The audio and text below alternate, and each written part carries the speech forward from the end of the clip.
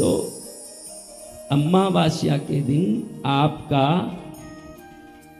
बाएं पैर के अंगूठे में शक्ति रहता है। किधर रहता है? बाएं पैर के अंगूठे में। पंचमी के दिन मूलाधार चक्र में आ जाता है, जहां बैठते हो ना उसके पीछे। पंचमी को कहां आ जाता है? मूलाधार चक्र में। अष्टमी को इधर आता है। किधर आता है? हाँ, छाती के खड्डे में। एकादशी को इधर आता है, पूर्णिमा को इधर आता है। अब आपको मालूम पड़ा होगा क्यों पूर्णिमा में बाल नहीं काटना। हमारे पूर्वज कहते थे कि पूर्णिमा में बाल नहीं काटना, अमावास में नख नहीं काटना, क्योंकि अमावास में पैर के नखों में शक्ति रहती है ना, पूर्णिमा को बाल में शक्ति रहती है। काटोगे तो शक्ति चले जाएगी। हमारे पूर्वज क्यों कहते हैं कि पूर्णिमा को किसी भी हालत में बाल नहीं काटना, क्योंकि पूर्णिमा को शक्ति सिर पर रहती है।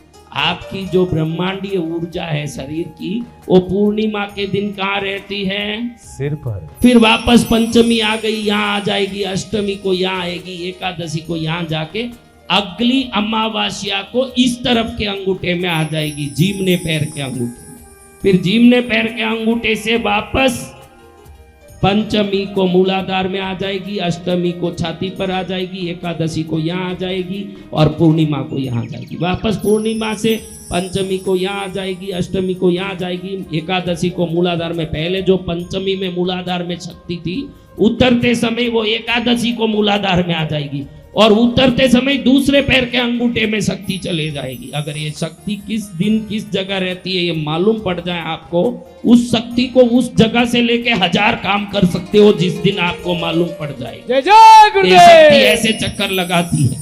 इसलिए भूल चूक के भी अमावस्या के दिन नख ना काटे। क्या ना काटे? देखो भगवान आज कैसे अमावस्या को कहीं ना करे, नख ना काटे।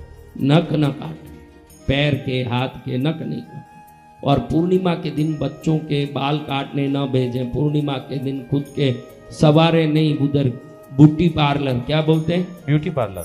मैं तो ब्यूटी पार्लर बोलता हूँ। तू पहले अच्छी हो तो तुझे वहां जाने की क्या जरूरत है? तू बुड्ढी का पार्लर है इसलिए वो बुड्ढी पार्लर है, वो ब्यूटी पार्लर नहीं है। उधर क्यों जाना? तो उधर जाके बाल कटाएं, आदमी बाल कटाएं। हमारे पूर्वज कहते थे पूर्णिमा में बाल नहीं काटना और अमावस में नख नहीं काटना। कई लोगों को मालूम नहीं, क्योंकि उन दिनों में उस जगह शक्ति रहती है। उस दिन काटो तो वो शक्ति उसमें से चले जाएं, फिर आप क्या हो जाओ?